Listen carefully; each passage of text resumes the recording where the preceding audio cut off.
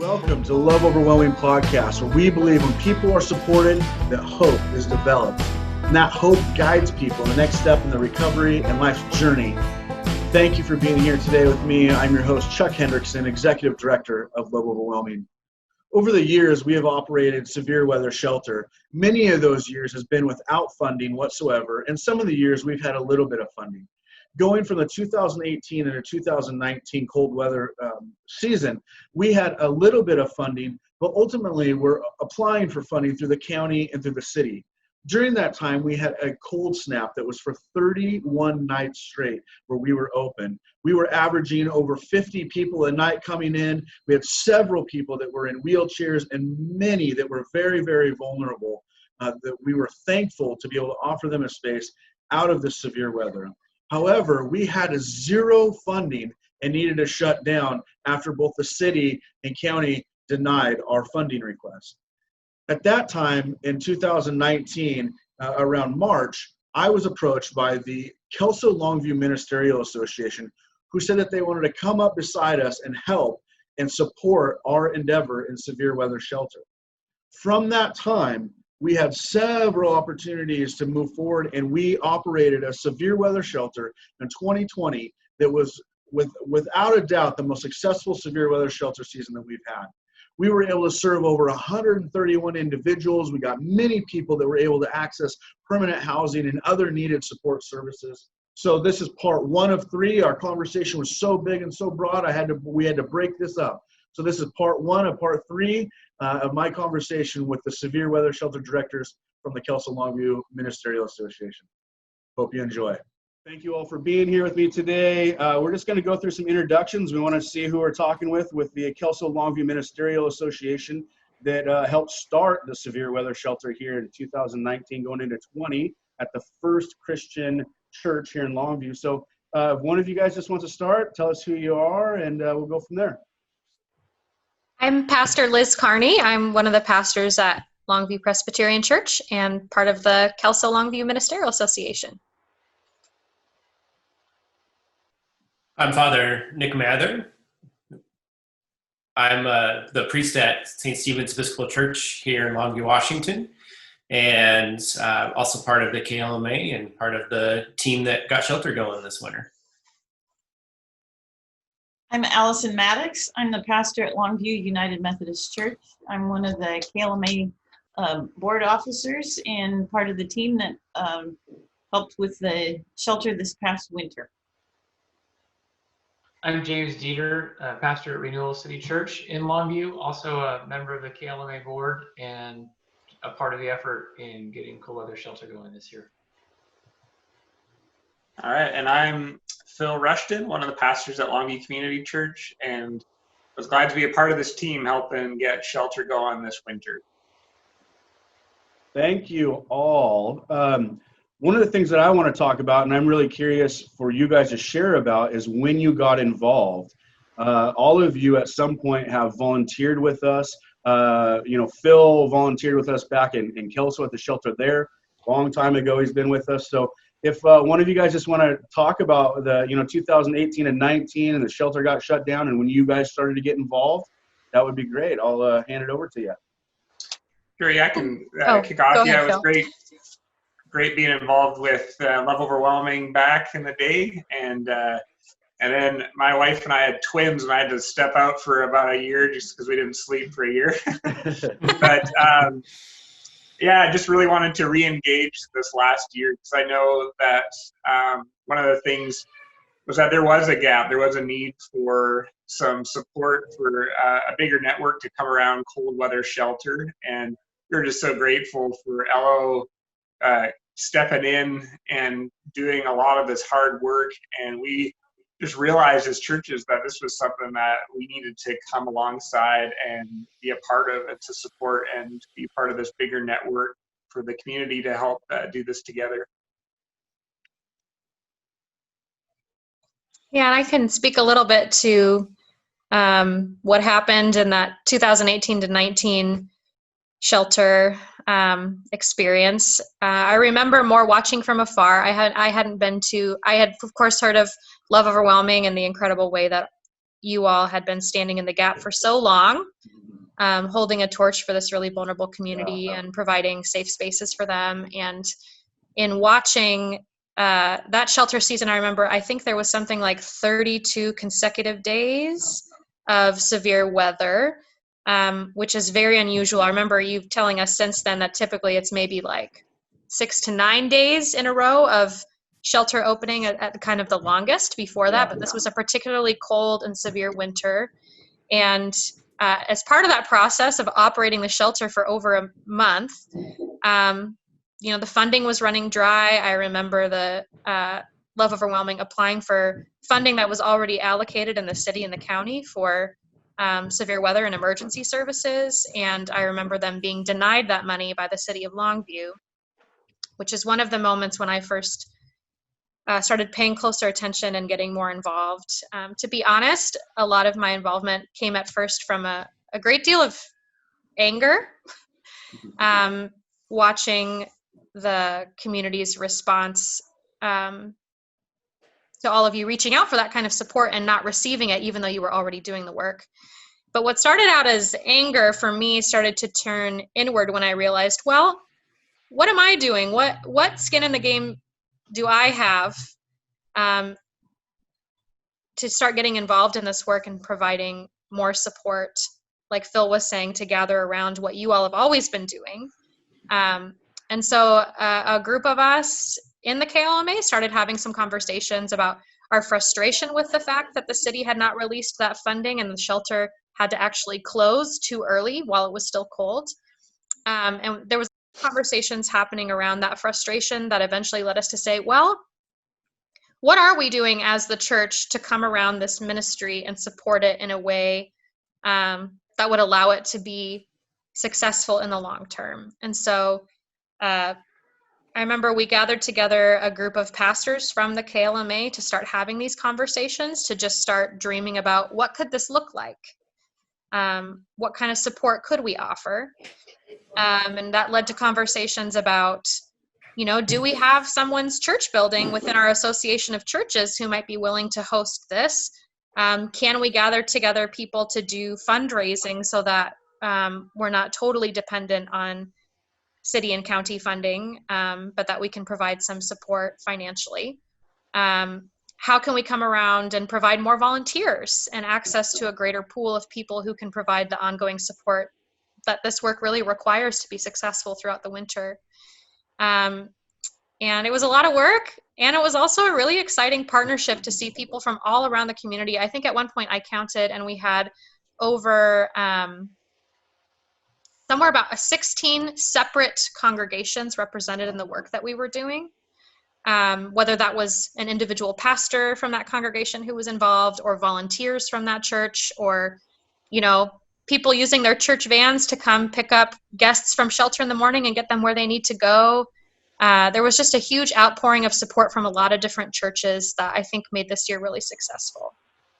And could someone speak to just the process that the KLMA went through? I mean, obviously I know the process, but just for the people that are listening and think that maybe we just threw this together and it's real easy just to do all of this. Does someone just want to talk about the process in that? Liz had mentioned that she really was an instigator in getting some of these conversations happening in the KLMA. I know for me, we as a church had organizationally supported Love Overwhelming, and Chuck, you and I have known each other for a lot of years, and been supportive from afar, getting close enough to send a check regularly, but not close enough to take any of the stones that were being thrown at you over the years. And so, as Liz brought it up, I think for a lot of us pastors in town, there was the question of, is this work that is valuable, work that needs to be done, and feeling compelled by Scripture to care for the vulnerable people in our population who could lose their lives on a cold night. And so, as we began to organize ourselves around that effort, then trying to actually problem solve, okay, we've decided it's worth doing, but trying to figure out where can we do it? Are there buildings? And just realizing how much opposition there is in our community towards caring for homeless people. Of course, there's a lot of people that believe that, yeah, we don't want anyone to freeze and die on a cold night. at the same time, they're conflicted in their convictions of that with the conviction that they do not want a homeless shelter somewhere near their backyard. And so just trying to find a place, we had meetings for months working through different places. We would have ideas and we would try to run with it, and inquiries would begin to be made, and we ran into dead end after dead end. And sometimes we'd be really excited and pushing for something, and only to realize it wasn't going to work. And eventually, it seemed we'd exhausted all of our options, and First Christian Church, Disciples of Christ church here in town, was willing to open their doors for us. So, but man, there was a lot of planning and work that got us just to a location. Yeah. I know my involvement with the enterprise came partly because lots of times when stones are being thrown somewhere, that might mean that Jesus is actually there, because that seems to be the model for where Jesus is at work. It means stones are being thrown. And one of the things that I was really drawn to was the idea that there was the ethos of doing relationship building with the people that were being served, and relationship being built with the greater community. And so I think that was a real strength that Liz brought to that, and articulated well, and made it really obvious that this was going to be something that we weren't just coming into for a short period, that we were looking at how things were going to be built sustainably. And so it helped me to want to be more involved, not only because of wanting to know more about what the vulnerable population was.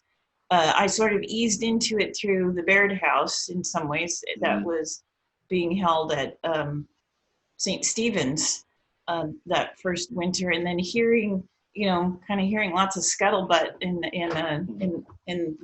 this thrown stones landing, and going, wonder what that's all about, and then wanting to step in. And Nick, I think you were beginning to say something. Yeah, I echo what everyone has already said, and I wanted to touch on something that James said as well, in that sense that, as we came together as the KLMA, all these pastors came together and had this shared understanding of what the gospel call was as followers of Christ to do this work and to actually do the work, to actively engage in the work. And that is something that needs to be held up, because that's a pretty remarkable thing that this association landed on. I mean, the KLMA is a fairly loose association of churches, and it runs the whole spectrum of the Christian denominations that are present in our community. And, from very, very quote unquote conservative to very, very quote unquote liberal churches, everyone is really represented in that association. And for that association to come together and say unanimously that we wanted to support this work and act, and not just support it, with words, or support it financially, but support it with getting volunteers, and support it with having a board that was overseeing it, and supporting it in a really active, tangible, physical way. And that's something that's remarkable, inspiring, because that's not something that you see happening in a lot of places. You don't see associations like ours, just to begin with. Yeah. So to have an association like that, and then to have everybody agree that, yes, this is something that we need to be doing, regardless of how we feel maybe on the political side of homelessness and how to address it, that doesn't really matter, because people need a place to sleep when it's cold outside. And that's the least we can do. Well, that's great. And so you guys came to the conclusion, there's this, it's worth looking into going forward. You're having the meetings. And so what does the structure then look like within the KLMA? And I know Love Inc. is in there a little bit as well, and Love Overwhelming. And someone want to just talk about the structure of what that looks like within the KLMA, helping out and supporting? Well, I know that we have a memorandum of understanding between several organizations. It's between Love Overwhelming, the KLMA, First Christian Church, Love in the Name of Christ of Cowlitz County, and the Baird House Winter Nights program. That was at least the agreement last year that we came to. And the idea was that Love Overwhelming provides the staffing and the kind of the training and education to be able to do this work. And then Love in the Name of Christ of Cowlitz County served as a fiscal sponsor. We actually have already had a standing relationship between the KLMA and Love in the Name of Christ for the Emergency Needs Grant, where churches can contribute funding, and Love Overwhelming can help sort of work with folks who call in need of emergency help, whether it's for rental assistance, car payments, medical bills, all that kind of stuff. And you're able to connect them to services while also giving them access to this emergency money. And so I remember several of us, including you, Chuck, were talking about, well, maybe that would be a good way for us to have fiscal sponsorship for this program, because we already have that kind of relationship of trust from all the churches and Love Overwhelming and Love in the Name of Christ. And so Love in the Name of Christ stepped up and offered to be the fiscal sponsor so that all donations came through them. And then when there were shelter costs, we would submit them to James, and James would make sure that they would get reimbursed.